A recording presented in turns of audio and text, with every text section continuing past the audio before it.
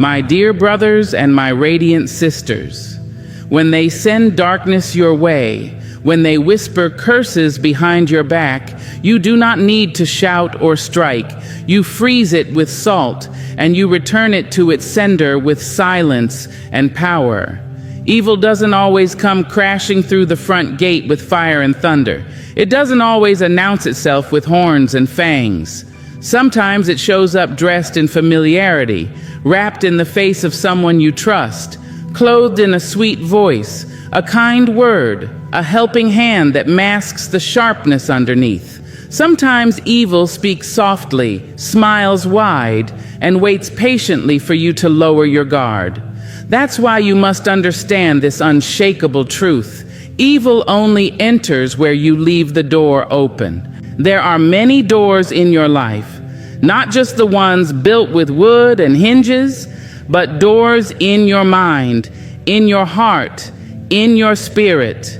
Doors that open through your thoughts, your habits, your choices, your relationships. Doors that are left cracked through people-pleasing, wide open through desperation, swinging on their hinges through lack of self-worth. Evil studies where you're vulnerable. It watches the places where you doubt yourself. It listens for the silence between your prayers. It moves through the wounds you ignore and the emotions you suppress, because evil needs access, and access requires agreement. Sometimes your agreement isn't verbal, it's energetic. When you tolerate what violates your peace, when you continue to feed relationships that starve your soul, when you stay in places where your spirit shrinks, you are silently agreeing to let darkness take root, not because you are evil, but because you have forgotten your power, forgotten that you are the gatekeeper, forgotten that nothing has the right to walk into your space without your permission. But silence is also permission. Inaction is still a choice. The enemy doesn't always need your yes. Sometimes all it needs is your refusal to say no.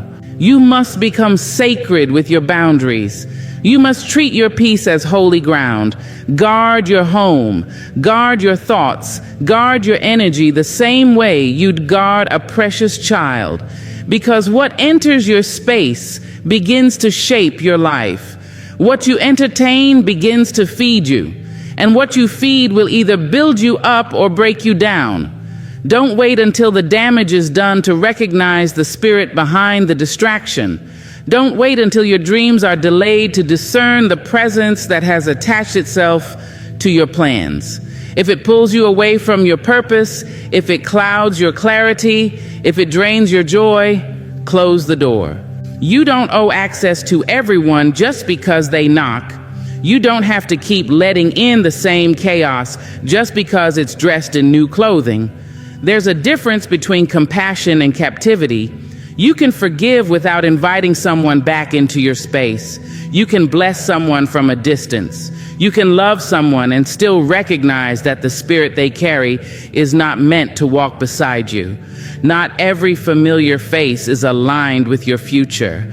Not every opportunity is divine.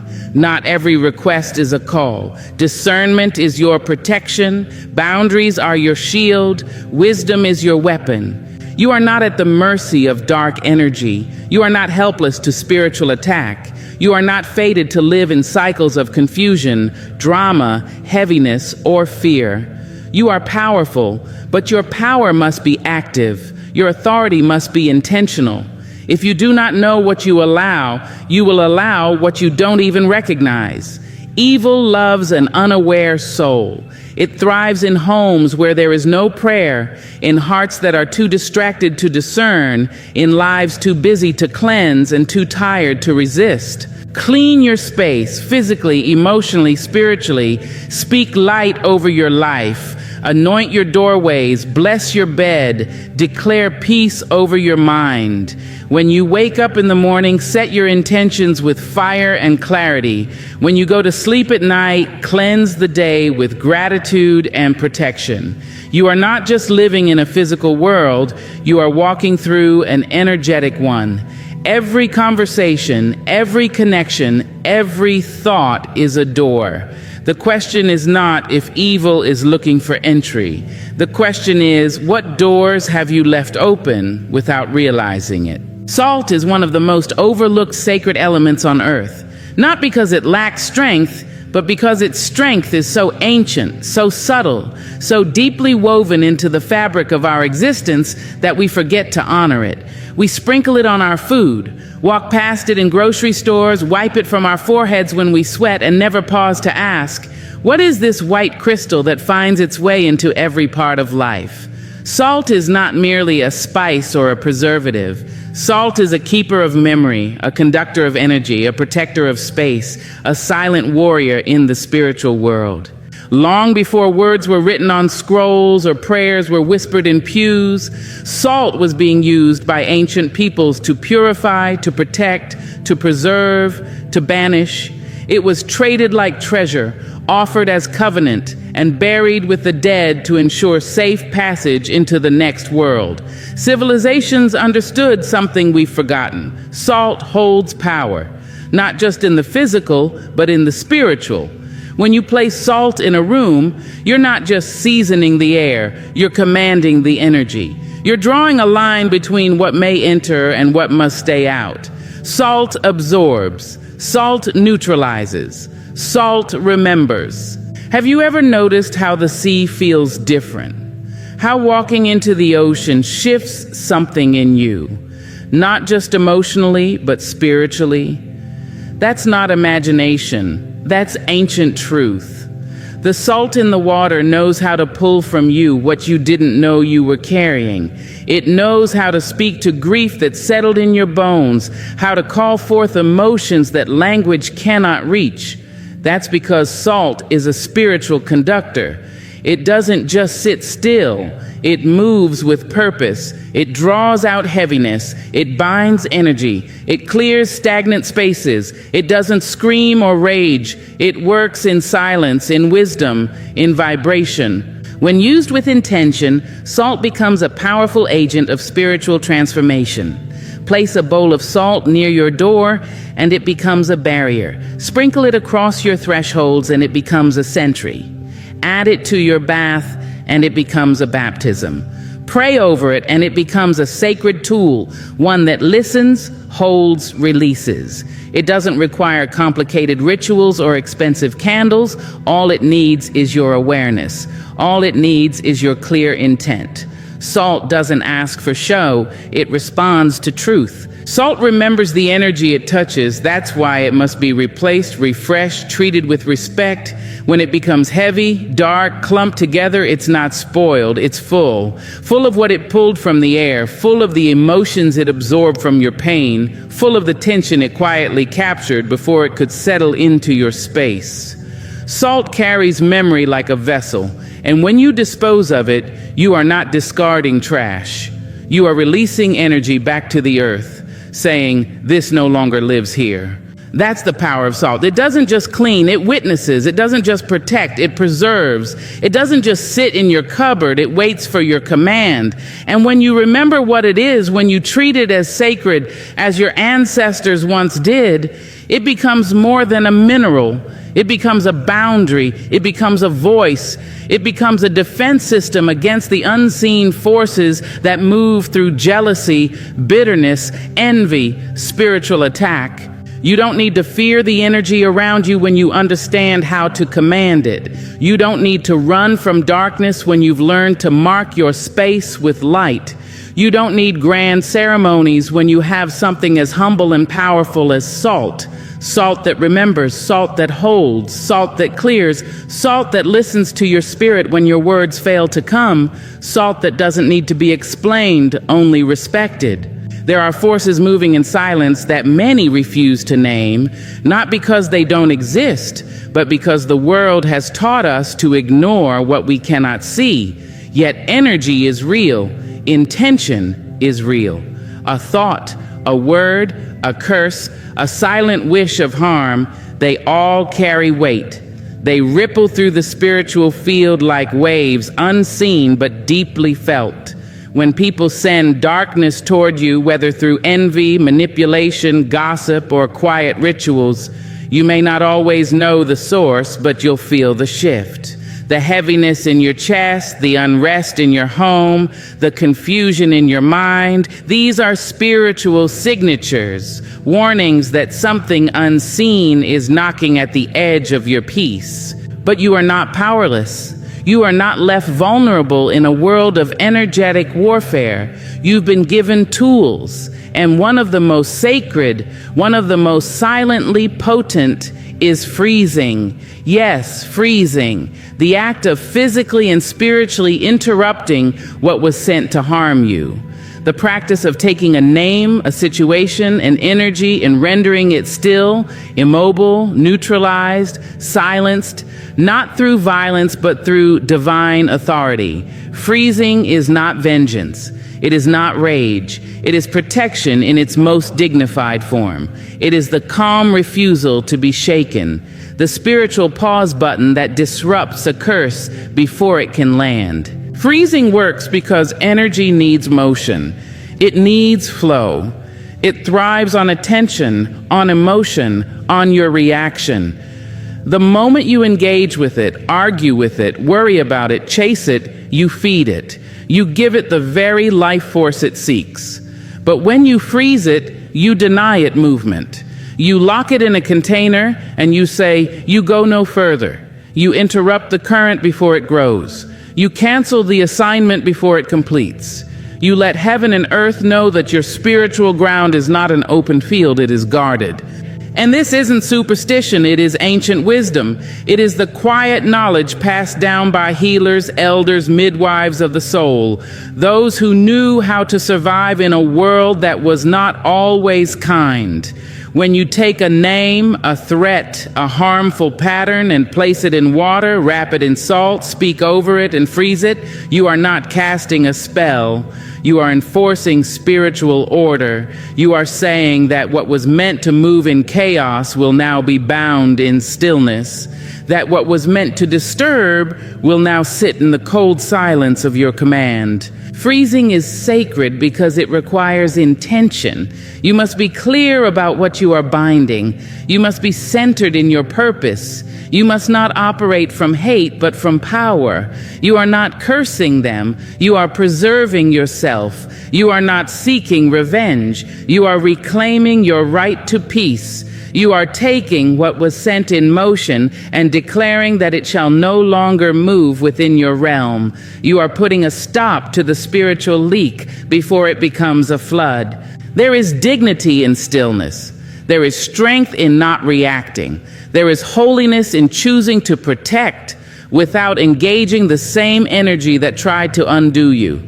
To freeze something is to pause its power, to drain its momentum, to strip it of influence. It is a reminder that not every battle needs your fight. Some battles need only your decision, your calm, unshaken decision to interrupt what should never have touched your doorstep in the first place. This is what freezing does. It creates space. It allows you to breathe again, to think again, to remember who you are before the storm came knocking. It is an act of cleansing, of resetting the table, of removing unwelcome energy without ever raising your voice. Because the most powerful move is often the quietest one. And when your enemies come searching, they will find their own intentions frozen in the same silence they wished upon you. When the world turns chaotic, when betrayal strikes like lightning, when words are thrown like knives and silence becomes sharp as glass, the first instinct is to fight back. The human urge is to match energy with energy, pain with pain, fire with fire. We've been taught to protect ourselves by becoming just as loud, just as forceful, just as ruthless as the ones who tried to undo us. But that is a lie, an old and tired lie that leaves ashes on every hand involved. Because the truth is far more radical and far more powerful. You don't have to fight fire with fire. You can fight it with stillness. Stillness is not weakness. It is not surrender. It is not silence born from fear or submission. It is power mastered. It is energy conserved. It is wisdom in motion, or rather, wisdom in pause. When someone tries to stir chaos in your life, the most threatening thing you can do is not react. When they provoke, poke, manipulate, or gossip, what they are truly seeking is your energy. They want your outrage. They want your fear. They want your tears, your confusion, your desperation. Because your reaction feeds their intention. It validates their attack. It confirms that they still have reach.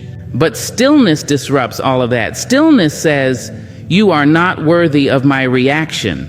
Stillness says, my peace cannot be stolen. It is not on loan. When you stand rooted, quiet, unmoved, you are not ignoring what happened. You are protecting your temple from becoming a battlefield. You are choosing not to become what tried to break you. You are refusing to mirror the madness. You are rising above it without ever lifting your voice. There is a sacred kind of warfare that doesn't look like warfare at all. It looks like praying while others plot. It looks like cleaning your home while others try to dirty your name. It looks like resting when you are being watched. It looks like smiling when the enemy wants confusion to sit on your face. Stillness is strategy. Stillness is divine restraint. Stillness is the hand of God over your spirit saying, be still and know.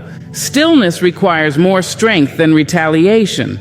It takes deeper confidence to say nothing than to speak prematurely. It takes greater authority to withhold a reaction than to deliver one that serves your ego. Anyone can throw words. Anyone can plot and clap back. But to remain still, to wait on wisdom, to respond only when the ground beneath your feet is steady, that is maturity. That is spiritual warfare in its highest form. Stillness is also a mirror. When someone throws fire and receives no flame in return, they are forced to face their own heat. They are left standing alone in the smoke of their intentions. Stillness exposes. It reveals. It shifts the narrative without words.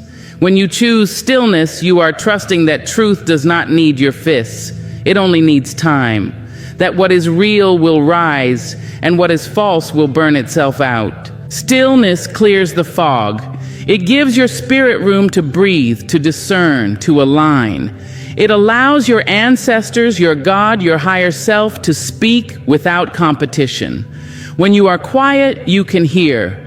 When you are still, you can see.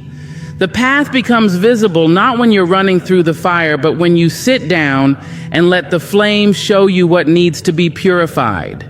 So let the world rage if it must. Let the noise be loud. Let the accusations fly. But you stay still. You keep your peace sacred. You do not beg for justice. You become justice through the way you hold your power. You do not have to explain yourself to spirits that were never meant to understand your walk. Stillness is your response. Stillness is your defense. Stillness is where your real fire lives. Not in destruction, but in discipline. Not in fury, but in faith. There are weights you've been carrying that do not belong to you. Burdens placed upon your shoulders by wounded hands, by careless words, by broken systems, by histories older than your own breath. Some of what you hold was never yours to hold. You've been walking through life with inherited pain tucked into your bones, with emotional debt passed down like an unwanted family heirloom. You've swallowed the silence of generations, worn the shame of others like skin, and made homes in places that never welcomed your spirit. But the earth, wise and ancient, is calling you now, not to explain, not to apologize, but to release, to return what never belonged to you in the first place. This world will teach you to hoard pain, to tuck it away in the folds of your heart, to hold on to betrayal until it becomes your identity, to carry guilt like it's your responsibility to pay for the actions of others. You are taught to perform strength, to smile through suffering, to keep the peace even when you are drowning in it. But that is not healing. That is not freedom. That is spiritual bondage dressed up as survival. You cannot bloom while dragging the weight of what was never meant to grow inside you. You cannot hear the voice of your own soul when it's muffled by the noise of someone else's expectations, anger, or sins. There comes a time when you must stand still, place your hands over your chest, and ask yourself, is this mine to carry? Is this fear, this grief, this shame, this memory, was it born from my truth? Or was it given to me by someone who didn't know how to hold their own? Some of the heaviness you feel isn't yours. It's residue from others, energy that clung to you when you were too young to defend yourself or too kind to say no. But now you know. Now you feel the difference between what lives in you and what haunts you. And that awareness is the beginning of release. The earth was made to carry what the soul cannot. That is why our ancestors wept into rivers, screamed into trees, buried their pain in soil, and walked barefoot on the ground to be reminded that life can absorb sorrow. When you return what was never yours into the dirt, into the water, into the wind, you are not abandoning your past. You are honoring your healing. You are giving the earth what only she has the strength to digest. She knows how to compost pain, how to turn it into something holy. You cry and she listens. You kneel and she cradles. You let go and she says thank you. There is no ceremony more sacred than release. Not revenge, not explanation, not the apology you keep hoping for. Release, because you don't need to be bound to what broke you. You don't need to replay the scenes, rehearse the betrayal, or cradle the version of yourself that had no choice but to survive. That part of you deserves peace. And peace is not passive. Peace is active release. It's saying, I no longer carry what belongs to someone else. It's lighting the letter and watching the ash return to wind. It's placing your hands in salt water and letting it pull the residue of regret from your skin. It's walking away without bitterness, not because they deserved grace, but because you do. To return what was never yours does not mean forgetting. It means refusing to be defined by what was done to you. It means reclaiming your right to walk lightly, to move freely, to feel joy without guilt. It means acknowledging that not every wound is a life sentence, that you have permission to heal, to release, to rise. So if the weight is heavy, if your back is aching, and your heart feels like a locked chest, take a moment to ask yourself, what am I holding that was never mine? And when you find it, don't run from it. Return it, speak it, write it, cry it, bury it, burn it. Give it back to the earth, to the sky, to the divine rhythm that knows how to recycle pain into power. There is a quiet lie that moves through the world like smoke.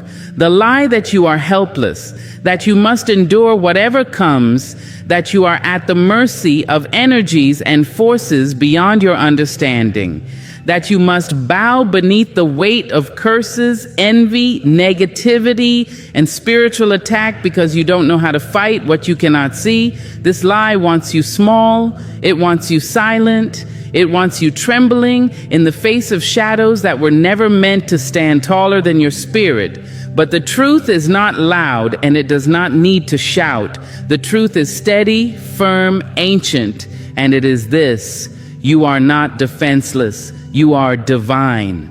The divinity in you is not something you earn. It is something you carry. It is not a title, but a birthright. You came into this world wrapped in spiritual authority, cloaked in the light of something holy, something that cannot be dimmed by gossip, betrayal, bad luck, or dark intentions. The very breath in your body is evidence of power. The way your soul rises even after heartbreak is proof. the fact that you are still here, still standing, still open to healing despite the battles you faced. That is divinity in motion. You are not a victim in a world of unseen forces. You are not walking blind through a spiritual battlefield. You are not fragile. You are not at the mercy of other people's rituals, projections, or opinions.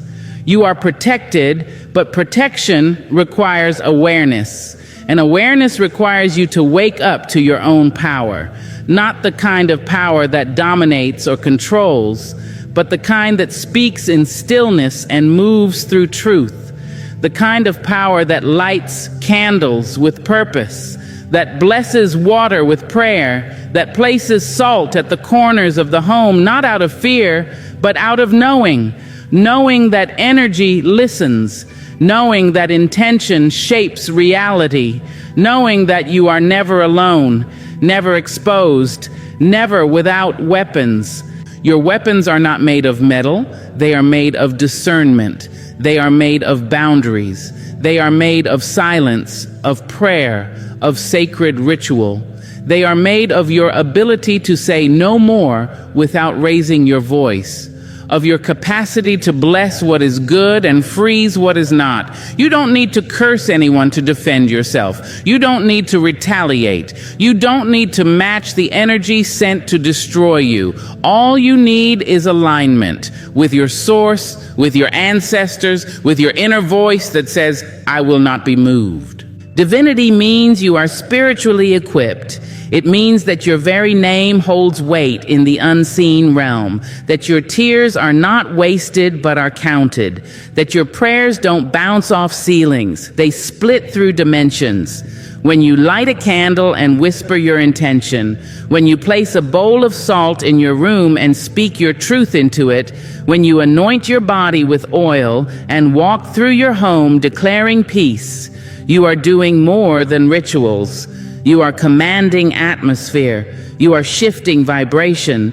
You are walking as someone who remembers who they are. You don't need to be a priest, a healer, a guru, or a spiritual master to be powerful. You only need to be aware that what you allow into your space will shape your spirit, aware that what you speak carries energy, aware that your body is a temple and your home is an altar. You are the guardian. You are the voice that says what may stay